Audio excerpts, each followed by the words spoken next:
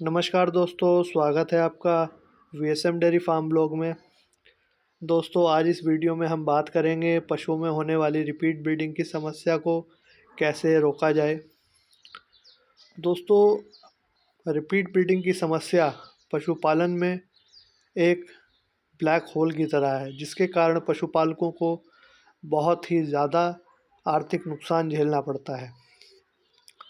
दोस्तों, इस समस्या से निपटने के लिए हम स्टेप बाय स्टेप काम करेंगे तो हम हर साल एक बच्चा ले पाएंगे। इसके लिए हमें सबसे पहले अपने पशुओं का ट्रांजिशन पीरियड अच्छे से मैनेज करना है। अपने पशुओं को प्रॉपर ट्रांजिशन फीड खिलानी है।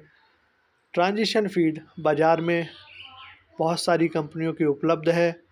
ट्रांजिशन प्रीमिक्स उपलब्ध है। अगर आप बाज़ार की फ़ीड नहीं खिलाना चाहते तो आप अपनी ही फ़ीड में ट्रांजिशन प्रीमिक्स को मिलाकर अपने पशुओं को दे सकते हैं।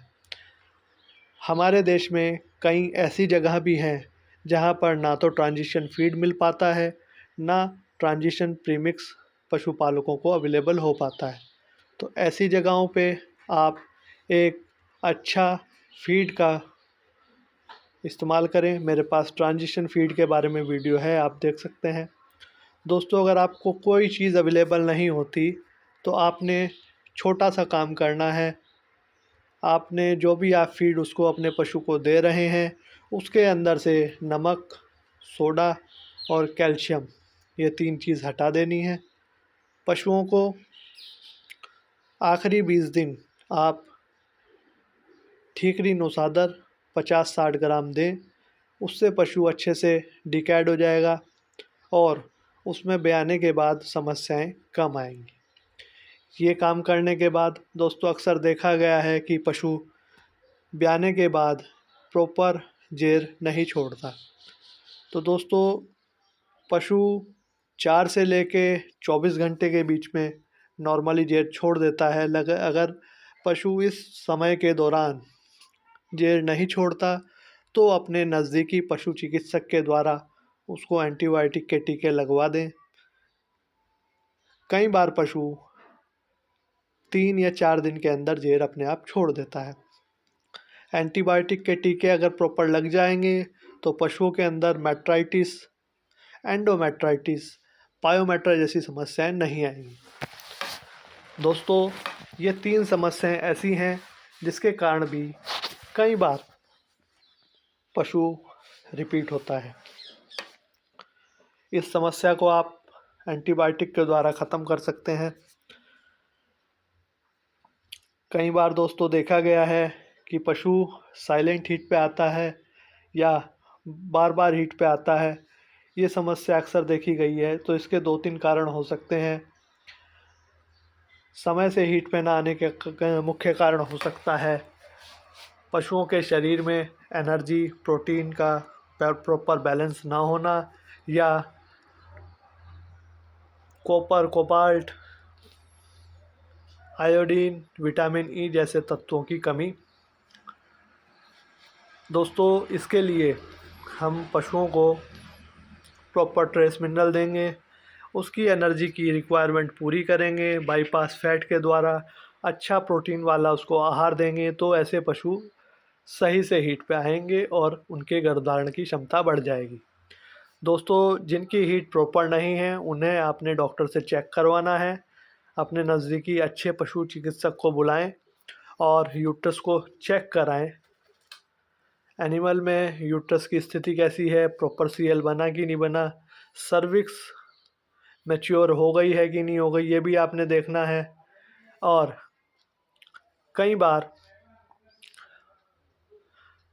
सिस्ट बन जाती है। सिस्ट के कारण भी गर्भधारण के अंदर समस्या आती है।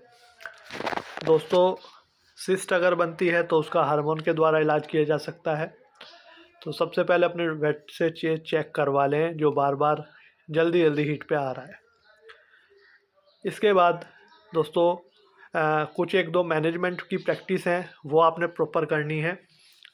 हार्मोन का जो ट्रीटमेंट है, जो नॉर्मल आप एनिमल को दे सकते हैं, उसके बारे में बात कर रहे हैं। ये उस एनिमल को देना है जो प्रॉपर हीट पे नहीं आ रहा है।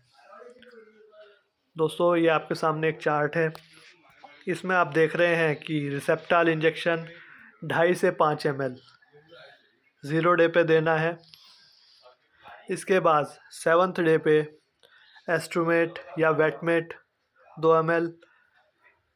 फिर 9वें दिन पे रिसेप्टाल या गाइनारिच और भी इस तरीके के इंजेक्शन आते हैं, वो आप दे सकते हैं 2.5 ml। इस इंजेक्शन को देने के 16 से 24 घंटे के अंदर आपने अपने पशुओं की एआई करा देनी है। इसके बहुत अच्छे रिज़ल्ट फील्ड के अंदर हैं। 70 से 75% के रिज़ल्ट गायों में और 50 से 60% रिज़ल्ट भैंसों में इसके देखे गए हैं। दोस्तों, जो अब हम मैनेजमेंटल तैयारी की बात करते हैं तो हमें अपने पशु की हीट प्रॉपर चेक करनी है। तो ये एक आपको हीट के सिम्टम्स इस फ़ोटो के माध्यम से दिखाई दे रहे हैं। दोस्तों, पशुओं की हीट जब शुरू होती है तो वो लगभग 8 घंटे तक रह सकती है। शुरू की हीट में पशु की एआई नहीं करानी। इस शुरू की हीट में क्या होगा, पशु दूसरे पशुओं को सूंघेगा, उनके ऊपर बार बार चढ़ेगा, डिस्चार्ज देगा, उसकी वेजिनल लिप्स के अंदर स्वेलिंग आ जाएगी, रेडनेस आ जाएगी। दोस्तों, इसके कुछ समय के बाद, अक्सर ये समय 12 घंटे के बाद हम पकड़ते हैं। उस समय में पशु स्टैंडिंग हीट पे आ जाता है। अगर आप बीच वाले फिगर को देखें तो इसके अंदर आप देखें कि जो गाय हीट पे है वो खड़ी हो गई है, वो दूसरे पशुओं को अपने ऊपर चढ़ने दे रही है। तो ऐसी हीट को हम बोलते हैं स्टैंडिंग हीट। स्टैंडिंग हीट जो कि 4 से 18 घंटे तक रह सकती है। इसमें सबसे बेहतर टाइम है कि हम 12 से 16 घंटे के बीच में उसकी एआई करा दें। तो दोस्तों, हमारे पशुपालकों के मन में ये सवाल होगा कि ये हीट के सिम्टम्स कैसे पहचानें। दोस्तों, अगर हम स्टैंडिंग हीट और ये शुरुआती हीट और हीट का ख़त्म होना नहीं पहचान पा रहे तो हम एक थंब रूल पकड़ लेते हैं कि अगर हमारा पशु सुबह से जो है चिल्ला रहा है, दूसरे पशुओं पे चढ़ रहा है और डिस्चार्ज दे रहा है, ऐसी स्थिति देखते हैं तो उसके 12 घंटे के बाद हम अपने पशुओं की एआई करा देते हैं। दोस्तों, हम ऐसे मामलों में पशुपालकों को सलाह देते हैं कि आप हीट शुरू होने के 12 घंटे बाद और उसके 12 घंटे के बाद 2 बार एआई कराएं, जिससे कि कंसेप्शन के चांस बढ़ जाते हैं। तो दोस्तों, ये आज की वीडियो रिपीट ब्रीडिंग के ऊपर यहीं तक थी। अगर आप ये सारी चीज़ें प्रॉपर करते हैं तो मैं समझता हूँ कि आपके यहाँ रिपीट की समस्याएं कम हो जाएंगी या ख़त्म हो जाएंगी।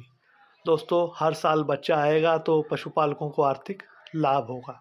दोस्तों, वीडियो अच्छी लगी हो तो लाइक करें, कमेंट करें, शेयर करें और आगे किस विषय पे वीडियो देखनी है ये आप मुझे पर्सनल व्हाट्सएप भी कर सकते हैं और कमेंट के माध्यम से भी बता सकते हैं। आज का वीडियो यहीं समाप्त करते हैं। धन्यवाद।